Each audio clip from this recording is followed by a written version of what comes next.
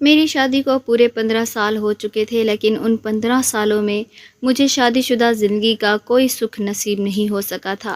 خلوت کے وہ لمحات جو ہر عورت شوہر کے ساتھ بہت خوشی خوشی گزارتی ہے اور دن بھر کی ساری تھکن بھول جاتی ہے، وہ مجھے ان 15 سالوں میں کبھی نصیب ہی نہیں ہو سکے تھے، کیونکہ میرا شوہر کبھی میرا حق ادا ہی نہیں کر سکا تھا۔ اب بھی وہ پورے 5 سال بعد لوٹ کر آ رہا تھا اور میرے چہرے پر کوئی خوشی نہیں تھی، بلکہ طبیعت میں عجیب سی بیزاری آ گئی تھی۔ پھر وہی سب کچھ مجھے برداشت کرنا تھا، میرے شوہر کا بے دلی سے میرے قریب آنا اور مجھے استعمال کر کے چھوڑ جانا، یہ سب میری برداشت سے باہر ہو چکا تھا۔ شوہر کے آنے کے بعد میں بس اپنے بے جان وجود کو اس کے حوالے کرتی تھی اور وہ کسی ضرورت کے تحت مجھے استعمال کرتے ہی کمرے سے نکل جایا کرتا تھا۔ میرے اندر کی تشنگی گزرے 15 سالوں میں مٹ ہی نہیں سکی تھی۔ میں بہت بوجھل دل سے اپنے شوہر کی واپسی کی تیاریاں کر رہی تھی۔ مجھے معلوم تھا کہ وہ آئیں گے اور سیدھے اپنی اماں کے کمرے میں چلے جائیں گے، اور جب میرے پاس کمرے میں آئیں گے تب بھی مجھے وہ خوشی اور وقت نہیں دے سکیں گے جس کی میں حقدار ہوں، کیونکہ شادی کے 15 سالوں میں نے یہی تو دیکھا تھا۔ سالوں بعد وہ 1 مہینے کے لیے لوٹتے تھے اور اس 1 مہینے میں بھی وہ میرے حق ادا نہیں کر پاتے تھے۔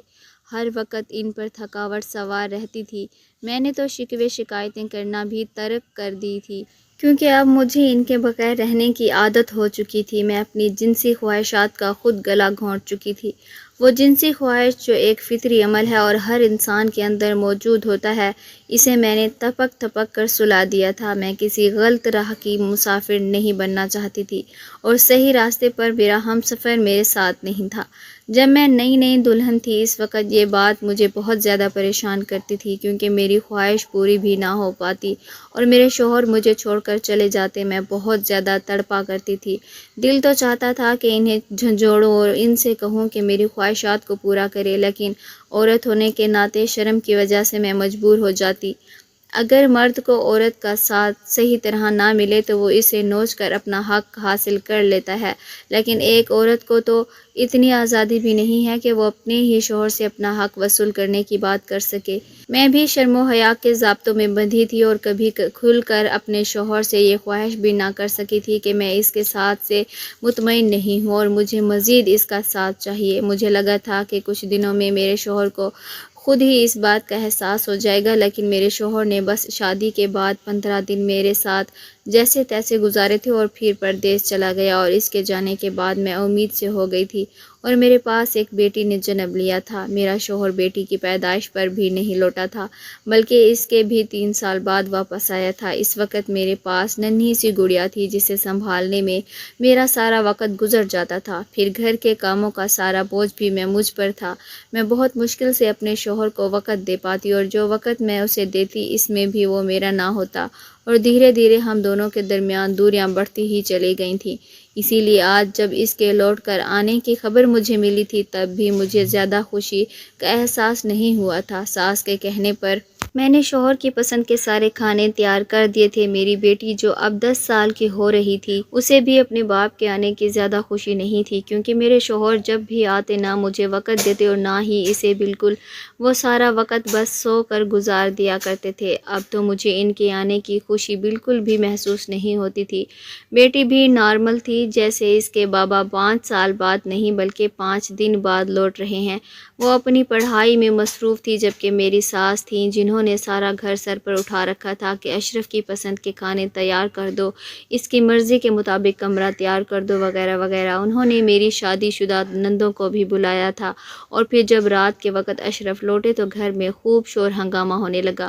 میری نندوں نے بھائی کے ساتھ مل کر ڈنر کیا، جبکہ مجھے تو اپنے شوہر کے ساتھ فرصت سے 2 گھڑی بات کرنے کا موقع بھی نہ ملا۔ میں تو ان کے ساتھ ڈائننگ ٹیبل پر بھی نہ بیٹھ سکی تھی۔ سارا وقت بس سب کو سرو کرنے میں ہی چلا گیا تھا۔ ہاں، البتہ میں نے یہ بات ضرور محسوس کی تھی کہ میرے شوہر نے صحیح طرح سے کھانا نہیں کھایا تھا۔ پھر وہ کمرے میں چلے گئے اور میں باورچی خانے میں برتن دھونے لگی۔ ہمیشہ ایسا ہی ہوتا تھا، میری نندیں کھا کر نکل جاتی اور میں گھنٹوں صفائی اور باورچی خانے میں گزار دیتی۔ لیکن ابھی آدھا گھنٹہ ہی گزرا تھا کہ میرے شوہر اشرف پیچھے سے باورچی خانے میں آ گیا اور مجھے پیار سے اپنی باہوں میں جکڑ لیا۔ ان کے انداز نے مجھے ایک دم شاکڈ کر دیا تھا۔ ان 15 سالوں میں ایسا ایک بھی دفعہ نہیں ہوا تھا۔ یہاں تک کہ شادی کے شروع دنوں میں بھی اشرف نے کبھی ایسی کوئی حرکت نہیں کی تھی۔ یہ پہلی دفعہ تھا کہ جب انہوں نے باورچی خانے میں قدم رکھا ہو۔ اس سے پہلے کہ میں کچھ سمجھ پاتی وہ دھیرے سے میرے کان میں سرگوشی کرتے ہوئے خمار آلود لہجے میں کہنے لگے، انم کیا ساری رات یہیں باورچی خانے میں گزارنے کا ارادہ ہے؟ میں کب سے تمہارا انتظار کر رہا ہوں۔ تم نے رات کا کھانا بھی نہیں کھایا ہے۔ ہم پہلے مل کر ڈنر کریں گے اور پھر ایک ساتھ وقت گزاریں گے۔ تمہاری وجہ سے میں نے بھی 2-4 لقمے لے کر ہی کھانا چھوڑ دیا تھا۔ ان کی اس بات نے مجھے حیرت کی نئی دنیا میں ڈال دیا تھا۔ میں نے بس ایک نظر ان پر ڈالی اور دوسری نظر پھیلے ہوئے باورچی خانے پر۔ آج سے پہلے کبھی میرے شوہر نے مسکرا کر میری طرف دیکھا اور پھر جو کچھ بتایا وہ سن کر میرے رونگٹے کھڑے ہو گئے۔ اشرف کہنے لگے، جب میں شادی کے لیے واپس لوٹا تب مجھ پر ذمہ داریوں کا بوجھ تھا۔ دونوں بہنوں کی شادی کرنی تھی، لیکن اس سے پہلے اماں نے میری شادی کروا دی تاکہ گھر میں کوئی کام والی آ سکے۔ اس وقت میں اتنا میچور نہیں تھا کہ تمہاری ذمہ داریوں کو سمجھ سکتا۔ میں تو اس وقت شادی بھی نہیں کرنا چاہتا تھا۔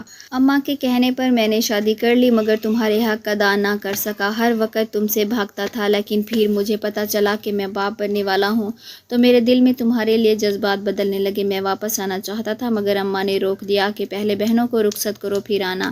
اس کے بعد جب میں لوٹا تو تم بچی میں مگن تھی۔ پھر اماں کہنے لگی کہ تمہاری بیوی کو تمہاری ضرورت نہیں ہے، وہ تمہارے بغیر ہی بہت خوش رہتی ہے، اور مجھے بھی ایسا ہی لگا جیسے تم اب میرے بغیر رہنے کی عادی ہو گئی ہو۔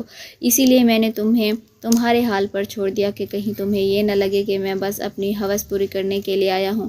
لیکن جب مجھ سے اپنی ضروریات برداشت نہ ہوتی تو میں تمہارے قریب آ جاتا اور پھر ضرورت پوری ہوتے ہی تم سے الگ ہو جاتا۔ پھر اسی طرح سال پر سال گزرتے چلے گئے۔ ان 15 سالوں میں میں صرف 4 بار تمہارے پاس آیا اور چاروں بار تمہارا حق ادا نہ کر سکا، کیونکہ ہر بار اماں تمہارے حوالے سے کوئی نہ کوئی ایسی بات میرے کان میں کہہ دیتی کہ میں تم سے رشتہ بنانے کو بھی دل نہ چاہتا۔ کبھی کبھی تو میں سوچتا تھا کہ کویت میں دوسری شادی کر لوں، لیکن میں اتنا برا نہیں تھا کہ تمہیں دھوکہ دے کر پردیس میں شادی کر لیتا۔ پھر کچھ مہینوں پہلے ہی میرے ایک دوست کے پاس پاکستان سے فون آیا کہ اس کی بیوی کا اچانک سے انتقال ہو گیا ہے۔ یہ سن کر وہ بہت رویا اور میرے گلے لگ کر کہنے لگا کہ اتنے سالوں میں اپنی بیوی کے ساتھ خوشی کے 4 پل بھی نہ گزار سکا۔ اماں بہنوں کی خواہشوں کے خاطر میں نے اپنی شادی شدہ زندگی کو قربان کر دیا، اور اب میری وہ بیوی ہی مجھے چھوڑ کر چلی گئی ہے۔ پھر جب وہ پاکستان سے لوٹ کر واپس آیا تو کہنے لگا کہ مجھ سے غلطی ہو گئی کہ میں نے اپنی بیوی کے ساتھ غلط کر دیا۔ اب اس وقت میری زندگی میں کوئی ساتھی نہیں ہے۔ میری بہنیں جن کے لیے میں نے اپنی جوانی برباد کی وہ اپنے گھروں میں اپنے شوہروں کے ساتھ خوش ہے، اور میری ماں وہ مجھے دیکھ کر خوش تو تھی، لیکن اس کا دل لگانے کو اس کے باقی بیٹے بھی تھے۔ لیکن میری وہ بیوی جو صرف میری خاطر اپنا گھر چھوڑ کر آئی تھی وہ تنہائی میں ہی مر گئی۔ میں روز محشر خدا کو کیا جواب دوں گا کہ میں اس عورت کا حق ادا نہ کر سکا جسے میں نے اپنے نکاح میں لیا تھا۔ میں نے اپنے دوست کا جب وہ یہ حال دیکھا تو مجھے احساس ہوا کہ میں نے بھی تو زندگی اسی طرح گزاری ہے، بلکہ میں کیا پردیس میں رہنے والا ہر شخص ایسی ہی زندگی تو گزارتا ہے۔ اسی لیے جب میں واپس لوٹا اور اس دن میں نے گھر میں دیکھا کہ میری ساری بہنیں ہنس بول رہی تھیں، سب اپنے شوہروں کے ساتھ خوش باش تھیں، سب میرے ساتھ کھانا کھانے ٹیبل پر بیٹھے ہوئے تھے، لیکن پر تم ملازموں کی طرح کاموں میں لگی تھی، تو مجھے احساس ہوا کہ تمہاری زندگی بھی بالکل میرے دوست کی بیوی جیسی ہی ہے۔ اور پھر مجھے یہ خوف ستایا کہ اگر تم بھی مجھے چھوڑ کر چلی گئی تو میرا کیا ہوگا۔ بہنیں تو اپنے گھروں کی ہو چکی تھیں، اماں کے پاس دوسری بھائیوں کا سہارا تھا، لیکن میری تو ساری زندگی تم سے تھی۔ اسی لیے میں نے اسی لمحے اس رات فیصلہ کر لیا تھا کہ اب میں کبھی تمہیں تنہا نہیں چھوڑوں گا۔ جو کچھ میرے دوست کے ساتھ ہوا تھا اس کے بعد یہ فیصلہ تو میں کر چکا تھا کہ تمہیں اپنے ساتھ کویت لے آؤں گا، لیکن اس رات اپنی ماں بہنوں کا رویہ دیکھ کر مزید میں اس بات پر پختہ ہو گیا اب ہمیں زندگی ایک ساتھ ہی گزارنی ہے۔ وہ محبت جو شادی کی پہلی رات مجھے تمہیں دینی چاہیے تھی وہ میں نے 15 سالوں بعد تم پر لٹائی، کیونکہ یہ 15 سال میں نے اپنے گھر والوں کی خوشیوں کی خاطر اپنے رشتے کو قربان کیا ہے، مگر اب میں ہمارے رشتے کو مزید قربان نہیں ہونے دوں گا۔ یہ کہہ کر اشرف نے مجھے سینے سے لگا لیا تھا اور میں پھوٹ پھوٹ کر رو دی تھی۔ سارے گلے شکوے آنسوؤں کے ذریعے بہہ گئے تھے، کیونکہ میرا شوہر میرا ہو گیا تھا، میرا صبر رنگ لایا تھا، اور آج میں اپنے گھریلو زندگی میں بہت خوش ہوں، اور میری بیٹی بھی اپنے بابا کے ساتھ بہت خوش ہے۔ عورت کا صبر عورت کا صبر، اس کی محنت ضائع نہیں جاتی، ایک نہ ایک دن شوہر کو اس بات کا احساس ہو ہی جاتا ہے۔ اس لیے ہر عورت کو چاہیے کہ صبر کے ساتھ اپنے گھر کو بنانے کی کوشش کرے۔ پردیس میں رہنے والے مردوں کی زندگی بہت مشکل ہوتی ہے۔ عورتوں کو اس بات کا شاید احساس نہیں ہوتا کہ کس طرح وہ پورے گھر کی خوشیوں کی خاطر اپنی زندگی، اپنی جوانی برباد کر دیتے ہیں۔ مجھے بھی پہلے اس بات کا اس قدر احساس نہیں تھا جتنا اب ہوتا ہے۔ اب میں خود اپنے شوہر کے ساتھ پردیس میں رہتی ہوں اور یہاں موجود مردوں کی مشکل زندگی دیکھتی ہوں تو حیران رہ جاتی ہوں کہ ایک مرد اپنے گھرستی کو چلانے کے لیے کس طرح اپنی پوری زندگی مٹی میں رون دیتا ہے۔ اسی لیے میری پیاری بہنوں، اگر آپ کے شوہر پردیس ہیں تو انہیں بھرپور اپنی محبت کا احساس دلائیں، انہیں خوش رکھنے کی کوشش کریں۔